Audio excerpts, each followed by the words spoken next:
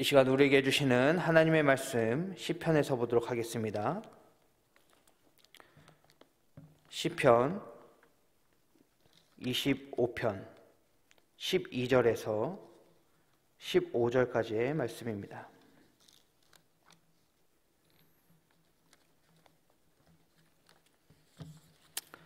시편 25편 12절에서 15절까지의 말씀, 이 시간 다 함께 통성으로 읽도록 하겠습니다. 함께 읽도록 하겠습니다. 여호와를 경외하는 자 누구냐? 그가 택할 길을 그에게 가르치시리로다. 그의 영혼은 평안히 살고 그의 자손은 땅을 상속하리로다. 여호와의 친밀하심이 그를 경외하는 자들에게 있으며 그의 언약을 그들에게 보이시리로다. 내 눈이 항상 여호와를 바라봄은 내 발을 그물에서 벗어나게 하실 것임이로다. 아멘. 오늘 이 말씀은 시편 기자가 어떤 상황에서 또 이렇게 했는가 하니 하나님을 찾는 그런 상황인 것 같습니다. 오늘도 여전히 하나님을 찾고 하나님의 도우심을 구하고 그리고 하나님께 영광을 돌리는 그런 시입니다. 중요한 것은 오늘 말씀 가운데에서 이렇게 시작을 하고 있다는 것이죠. 여호와를 경외하는 자 누구냐? 우리는 과연 여호와를 경외하고 있는가? 이것을 깨달아야 합니다. 여호와를 경외한다는 말이 무엇일까요? 여호와를 경외한다는 것은 하나님을 두려워한다는 것이죠. 그런데 하나님을 두려워한다라고 하는 것이 과연 무엇인가? 그냥 무서워 이게 아니라 이것은요, 하나님의 절대적인 그 신적인 능력 가운데에 그 앞에 있는 우리의 모습을 발견할 때 나오는 것이 바로 여호와를 경외한다는 것입니다. 다른 말로 하나님 앞에서 내가 한없이 작은 자로 여겨지는 것이죠. 하나님은 한없이 크신 분으로 여겨지기 때문에 하나님은 위대하고 놀랍고 나와는 질적으로 다르신 분이시고 나와는 다른 곳에 계신 분이시구나, 이것을 깨닫고 그 하나님 앞에서 감히 엎드려지는 것, 감히 두려운 마음이 생기는 것이 바로 여호와를 경외한다라는 것입니다. 우리는 여호와를 경외하고 있습니까?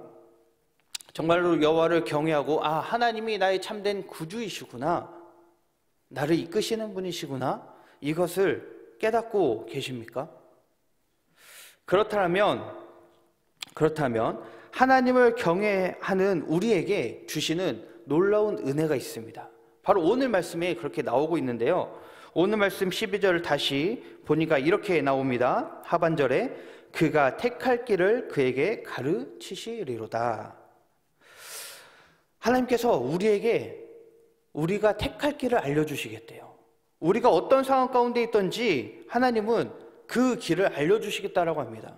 우리가 좋은 길로 갈지 나쁜 길로 갈지 내버려 두시는 것이 아니라 우리가 고난 가운데 있다면 그 고난 가운데서 이것을 헤쳐나아갈 수 있는 그 길이 과연 무엇인지 택할 길을 우리에게 알려주시겠대요.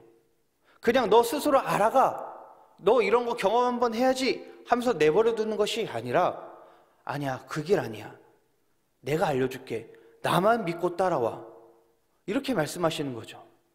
여호와를 경외하는 자에게는 하나님이 길을 열어주시는 줄 믿습니다. 그 다음 또 보니까 13절에 이렇게 나옵니다. 그의 영혼은 평안히 살고. 하나님을 경외하는 자에게 하나님이 이런 은혜를 주십니다. 평안을 주신다는 것이죠. 평안.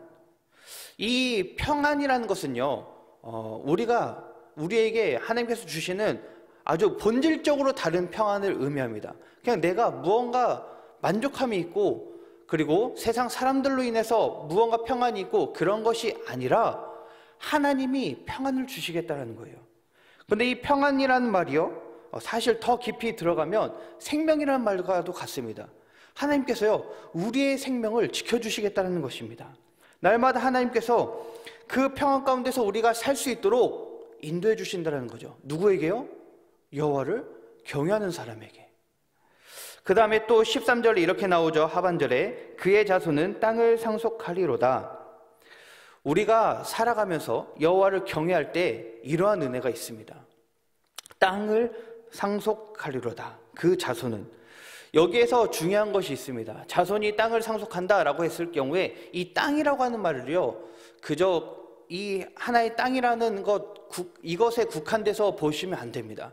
이때 당시의 땅의 개념을 다시 우리가 봐야 되는데, 무엇이냐면 우리가 보는 그 땅의 개념과 달라요. 자, 이때 당시는 어떤 민족으로, 어떤 상황으로 살아갔을까요? 바로 왕국의 형태로 살아갔을 수도 있죠. 그리고 과거에는 어떻게 살아갔습니까? 부족 형태로 살아갔습니다. 그러니까 이 사람들이 가지고 있는 이 땅의 개념은요, 사실 내가 가지고 있는 소유물, 이게 아니라요, 이 땅은 나의 힘이고 나의 생명이고 나의 권력이고 나의 능력이 됩니다. 그러니까 땅은 곧 나고 나는 곧 땅이다. 이게 이 이스라엘 백성들의, 이 히브리인들의 사고 방식이었습니다. 그러니까 만약에 전쟁이 일어나서요, 땅의 일부분을 뺏기면요, 그만큼 내 생명의 일부분이 뺏기는 것이었습니다. 그래서 신약 같은 데에서 그 탕자의 이야기를 우리는 아실 건데요, 그 탕자가 아버지한테 자기가 미리 받을 재산 절반을 주십시오. 이게 무엇을 의미합니까? 이 재산에는요, 그 모든 물질도 있지만 땅의 개념도 속해 있습니다. 그러니까 그 땅의 절반도 달라는 거죠. 그러니까 아버지의 그 생명 절반을 달라고 하는 것입니다. 그래서 우리가 탕자를 욕하는 거예요. 아버지의 생명 반을 달라고 하다니. 이처럼요, 땅이라고 하는 개념은 그 생명과도 같습니다. 자, 그렇다면 다시 이렇게 보면 될 것 같습니다. 13절에 하나님께서 말씀하시는 거죠. 그의 자손은 땅을 상속하리로다. 땅을 상속한대요. 자, 하나님의 땅을 주신다라고 하는 것이죠. 그렇다면 이게 무엇을 의미합니까? 나를 경외하는 너에게, 그리고 너의 그 자손에게 내가 나의 생명 같은 이 땅을 주겠다. 돌려 말하면 자기 생명을 주겠다는 거예요. 그런데 하나님께서는 이미 우리에게, 그리고 우리 자녀에게 그 생명을 주셨습니다. 어떻게 해요? 바로 예수 그리스도를 통해서. 하나님은 이미 우리에게 십자가를 통해서요, 생명을 주셨어요. 다만 이제 중요한 게 무엇입니까? 말 그대로 여호와를 경외하는 자. 우리가 여호와를 경외한다고 해서 이 생명이 무조건적으로 자녀에게 흘러 들어가겠습니까? 그렇진 않아요. 자녀 역시도 동일하게 여호와를 경외해야죠. 이때 당시의 상황이 무엇입니까? 아버지가 여호와를 경외한다고 하는 것은 그 모든 가족이 여호와를 경외한다는 것이에요. 똑같습니다. 이게 우리에게 동일하게 적용돼야죠. 나뿐만 아니라 내 자녀들도 여호와를 경외함으로 말미암아 이 땅이 상속돼야 되죠. 이 생명이 그 자녀들에게 흘러 들어가야 된다는 것입니다. 여호와를 경외하는 자에게 또 하나님께서 주시는 은혜가 있습니다. 오늘 15절 말씀 보니까 이렇게 나옵니다. 내 눈이 항상 여호와를 바라보면 내 발을 그물에서 벗어나게 하실 것임이로다. 하나님께서는요, 여호와를 경외하는 자에게 이렇게 하시겠대요. 너의 발이 그물에 걸릴 거야. 근데 살아가면서 걸리는 그 그물들, 그 안에서 내가 건져내 줄게. 잘 보시기 바랍니다. 그물을 피해가게 해줄게, 이게 아니에요.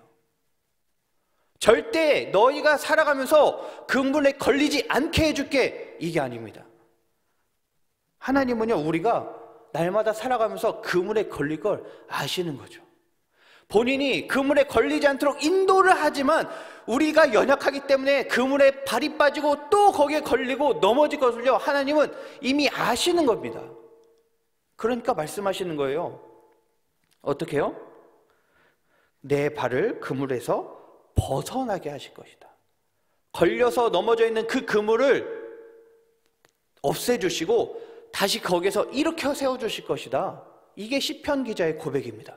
이게 하나님이 우리에게 하시는 말씀이에요. 여호와를 경외하는 우리에게 그 어려움의 고난이 있고 또 어려움의 그물, 고난의 그물, 질병의 그물에 걸려서 넘어질 때에 그 그물에서 일으켜 세워주시겠다는 것입니다. 그곳 내가 너 인도해서 사이사이로 비껴가게 해줄게, 이 말이 아니에요. 우리가 신앙생활하면서 생각해야 할 게 바로 이것입니다.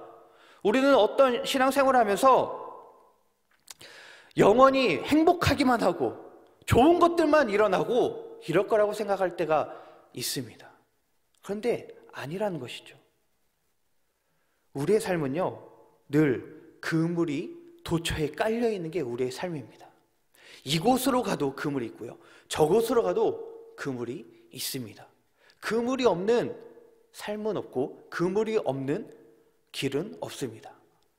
온 도처에 그물이 깔려 있으나 하나님은 그 그물에 걸려 우리가 넘어질지라도 거기서 좌절하고 절망하고 실패하고 실망하고 영원히 그 안에서 넘어지고 일어서지 못하게 내버려 두는 것이 아니라, 그렇게 될지라도 나를 경외하는 너희는 내가 너를 이끌 것이고 그 그물 가운데에서 너를 세울 거야. 이게 하나님께서 우리에게 주시는 말씀입니다. 누구에게 이렇게 하신다고요? 여호와를 경외하는 자에게. 그래서 오늘 말씀 가운데요, 여호와를 경외하는 자에게 라는 것이 두 번이나 나오는 것이죠. 12절에서 여호와를 경외하는 자, 14절에서 그를 경외하는 자. 여호와를 경외하는 게 우리에게 아주 중요하다는 것을 의미하고 있습니다. 다시 한번 묻습니다. 우리 성도님들은 여호와를 경외하고 있습니까? 여호와를 경외하는 자에게 오늘 이 말씀, 택할 길을 알려주시고 그리고 그 영혼이 평안히 살 수 있도록 인도해 주시고, 그리고 자녀들이 이 땅을, 하나님의 생명을, 복음을 상속받는 놀라운 은혜를 주시고, 또한 도처에 깔려있는 그 그물 가운데에 빠질지라도 그 그물에서 건져내 주시는 하나님의 은혜가 있는 줄 믿습니다. 기도하겠습니다. 하나님 감사합니다. 주님, 우리가 살면서 힘들고 어렵고 때로는 또 기쁘고 즐겁고 여러 가지의 환경들이 우리 가운데 있습니다. 그런 상황을 살아가면서, 이 삶을 살아가면서 우리가 무엇을 바라보고 살아야 할까요? 주님, 오늘 말씀 가운데에서 여호와를 경외하라고 말씀하시니 주님을 날마다 알아가고 깊이 깨달으면서 하나님을 두려워하는, 하나님을 경외하는 우리 모든 가족 공동체가 되게 하여 주시옵소서. 그래서 주님, 여호와를 경외하며 나아갈 때에 주님께서 오늘 우리에게 이 말씀을 주시는 줄 믿습니다. 우리가 나아갈 길을 알려주시고 택할 길을 알려주셔서 주님께서 늘 우리를 인도해 주시는 줄 믿습니다. 우리의 영혼을 또한 평안히 살게 하여 주실 줄 믿습니다. 자손이 땅을 상속받게 하여 주실 줄 믿습니다. 이 수많은 그물 가운데에서 우리가 걸려 넘어질지라도 그곳 가운데서 벗어나게 하실 줄 믿습니다. 하나님, 인도하여 주시고 역사하여 주시옵소서. 우리 삶 가운데에 이런 놀라운 은혜를 날마다 경험할 수 있도록 주님 인도하여 주시옵소서. 이 모든 것들 주께 맡기며 사랑이신 예수님의 이름으로 감사하며 기도하옵나이다. 아멘. 하늘에 계신 우리 아버지, 아버지의 이름을 거룩하게 하시며 아버지의 나라가 오게 하시며 아버지의 뜻이 하늘에서와 같이 땅에서도 이루어지게 하소서. 오늘 우리에게 일용할 양식을 주시고 우리가 우리에게 잘못한 사람을 용서하여 준 것 같이 우리 죄를 용서하여 주시고 우리를 시험에 빠지지 않게 하시고 악에서 구하소서. 나라와 권능과 영광이 영원히 아버지의 것입니다. 아멘.